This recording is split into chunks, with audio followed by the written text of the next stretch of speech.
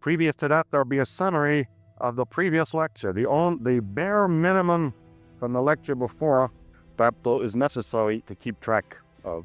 In the first two lectures, nothing is necessary to keep track of. None notes need be taken because what we're trying to develop is a feel for the subject.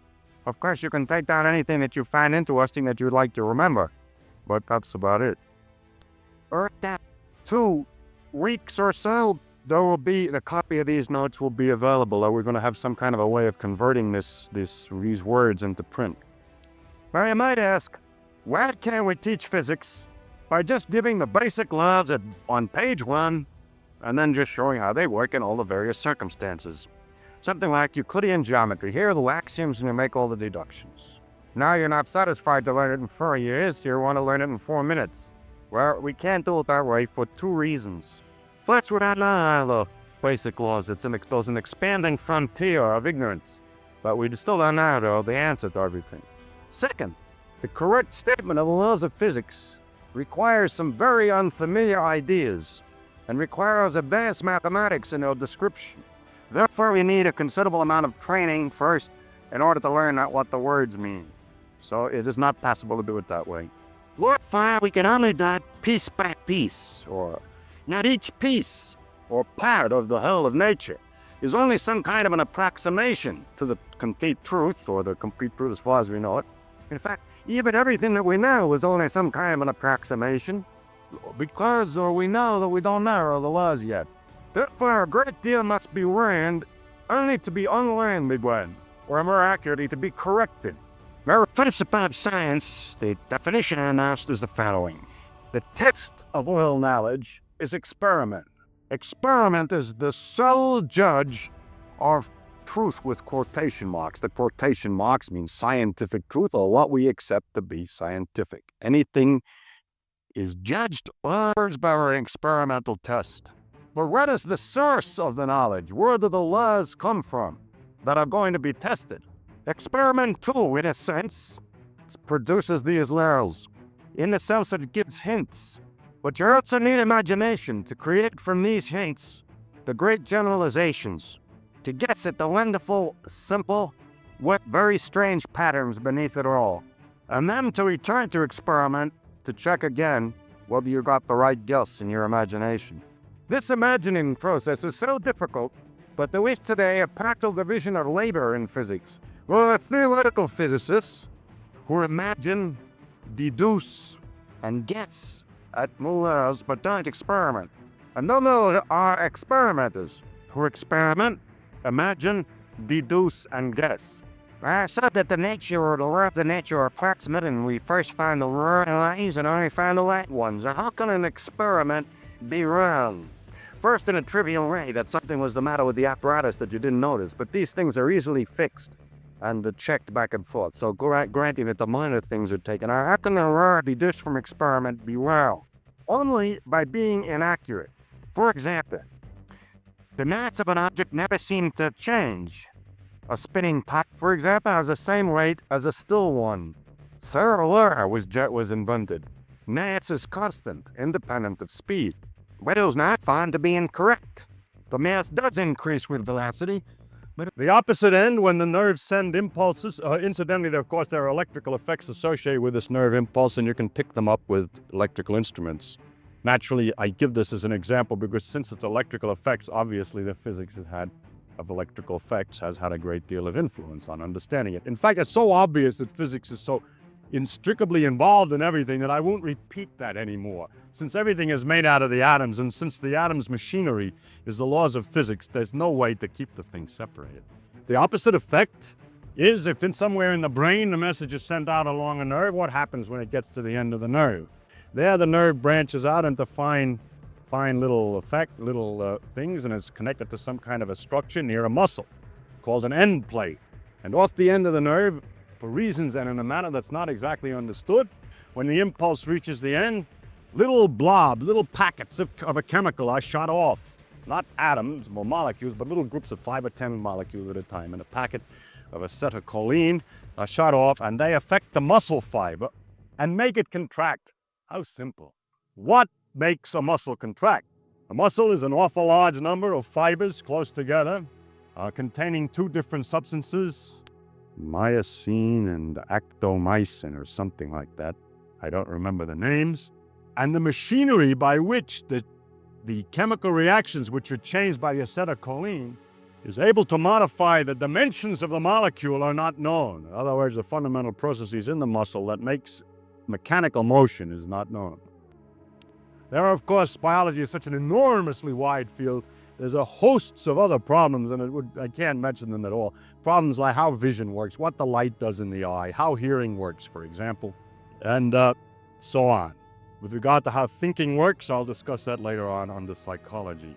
Now, these things that we've just discussed are, from a biological standpoint, really not fundamental or basic or way down in the bottom of all of life, in the sense that if you understood them, you still wouldn't understand life itself, Because, to illustrate, for all the men who are studying nerve and say it's very important, nerves, because after all, you can't have animals without nerves, but you can have life without nerves because the plants have no nerves and they have no muscles, but they're alive just as much. So in the fundamental processes of biology, we have to look deeper. And then it's discovered that all living things have some great things in common, and therefore there is a common, deep biological subject, because there is many, many things that are common to all living things. So now I turn to those things which are common to all living things. The most common feature is that they're made of cells. And in the cells is a vast machinery for doing things chemically. In the plant cells, for example, there's a machinery for picking up light and then keep generating sucrose, or energy, and then generating sucrose, which in the dark is then consumed to keep the thing alive. And that generates a series of chemical reactions in a vast and complicated cycle. The phenomena of respiration in animals is extremely closely related to the photosynthesis and its opposite effect in the dark in plants. And so in all the systems and all the cells there are these elaborate chemical reactions in which one compound after the other, one compound is changed into another. You can't see it from back there. But to give you some impression of the enormous efforts that have been gone into the study of biochemistry, the chemistry of biological processes, there's some charts here which summarize all the knowledge of today on the series of reactions which occur in cells. Now, these charts are so small scale, I appreciate that you can't make it out at all. And in order to help you out, I've taken one piece of this chart, which is down here. That's just this one piece. And I magnified it so you can see it on a blackboard over here. Now, I don't want you to learn this. You're going to learn this when you study biochemistry, but I want you to get the impression of what is known and the complexities that there are in living things. There are a whole series of chemicals, that a certain molecule that keeps changing in a rather small way. To go from here to here, you simply add an OH and so on. And it goes around a cycle, as you see, called the Krebs cycle, the respiratory cycle. Each one of these steps, each of these chemicals is fairly simple itself. But each one of these steps, and this is the centrally important feature of that's discovered in biochemistry, each one of these steps is relatively difficult to accomplish in a laboratory. If you have the one substance and the other substance, it just doesn't turn from one into the other. It's hard to get it apart. If you have the molecule, if you wanted to add the OH, it takes a certain energy to get it on. Although when it's on, it likes to be there. It builds everything if you have enough ingenuity.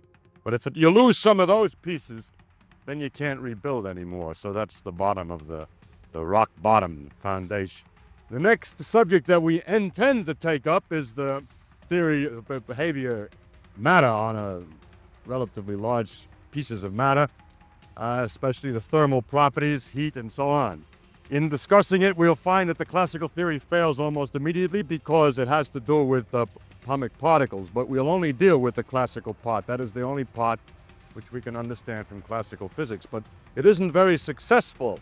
Unlike the theory of light, where especially at long wavelengths, the classical theory is an excellent approximation and you don't have to worry about the photons. In the case of matter, you get into trouble relatively early. Now, one way, of course, is continuously to skirt away from the quantum mechanical effects. But I thought that I would interpose here two entertainment lectures, if you would like to call them that, which describe the quantum properties of materials or the quantum ideas, so that you have some idea of what it is we're leaving out more than to learn. To be specific, this particular lecture that I'll give today will undoubtedly be one which I should give later when you're about to learn about the quantum mechanics.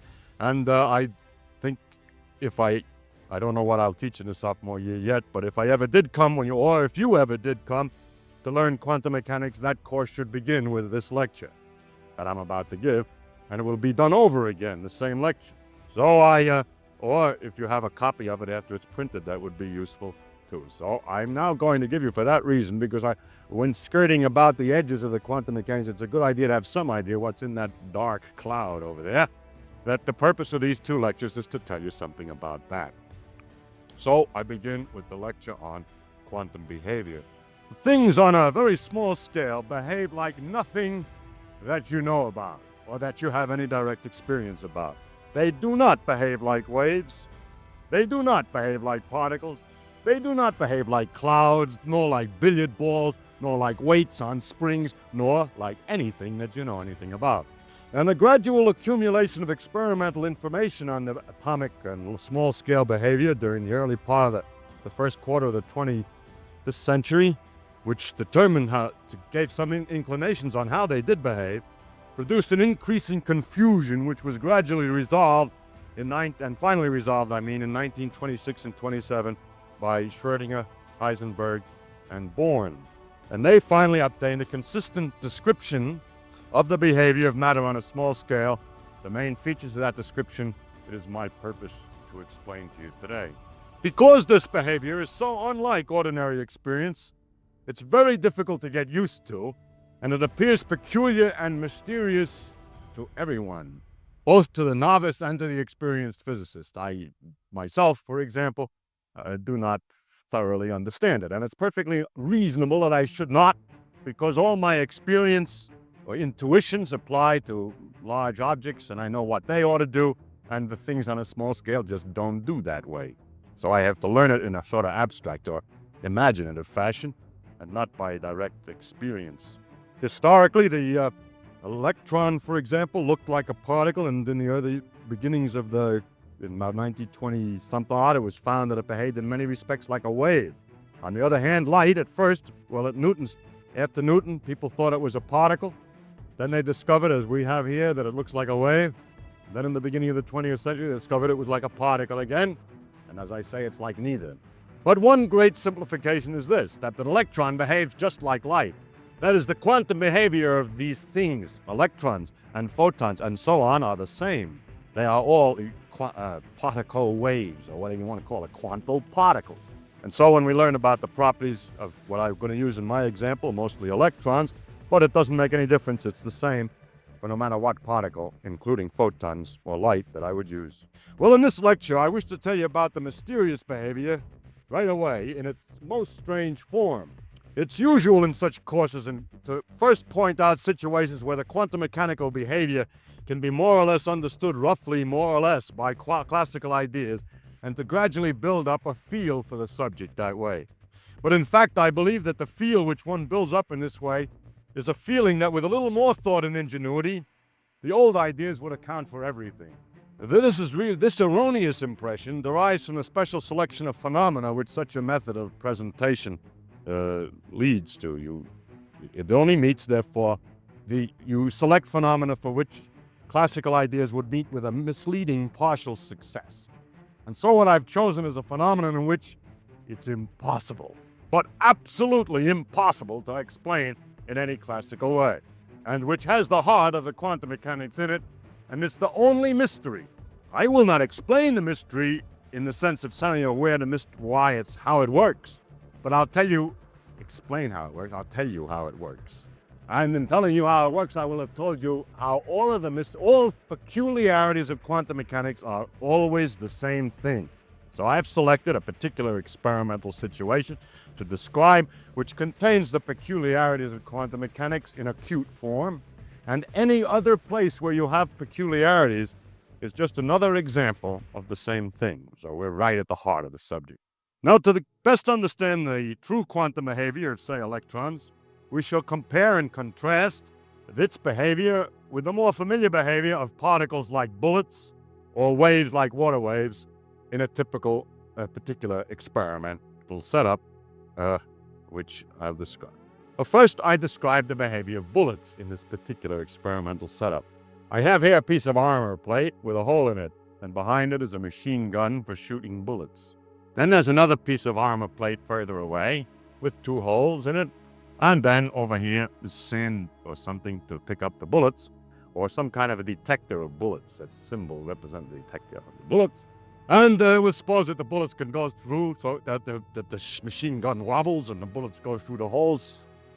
Most of the ones that go through are the only ones I'm interested in. And then when they go through the holes, perhaps they ricochet off the corners of the holes or something. It's not very complicated. Now, what we're going to talk about is what happens over here. Now, the first thing that I would emphasize is that these bullets, I'm going to imagine, are not real bullets, but they are indestructible bullets. They can't break in half. So, okay? They're absolutely indestructible bullets, which is a little bit imaginary, but let's say that. First, then, what happens is that they always arrive in lumps. When you find something coming to the detector, what comes is a bullet. Boom. If the number of bullets per second is decreased very much, so it just goes boom, and then boom, and so on, then at any moment, if you had a whole lot of detectors here, only one of them will go off. Only one of them will record the arrival of a bullet, and not the others. And what comes is always the same amount of stuff. So that's lumps. That's what I mean by arrives at lumps. And what we're going to measure as a function of this height across here is the probability, or the frequency, the probability of arrival of a lump as a function of x, as a function of the height up here. By the probability of arrival, I mean something like this, that if you do the experiment for 10 years and you count how many bullets arrive and divide it by the total number of bullets, they arrive at x rather, and divide by the total number of bullets, that's the odds that the bullet arrives at x, relative odds that it arrives at x. That's the probability, or the frequency. It doesn't make any difference. Now, the second important aspect of this is the following. Now, if we actually make this experiment, presumably, it's slightly imaginary. I don't know if it's ever been done quite like this. But anyhow, the distribution of bullets will look something like this. That is, behind this hole, we get a large extra and a lot of bullets, and they're spread around because of the ricocheting and so on.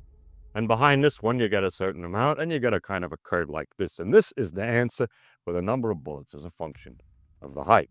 Now I have here 2 holes, which I call hole number 1 and hole number 2, and I point out an interesting thing. First, I do the experiment over again, only this time I close hole number 2.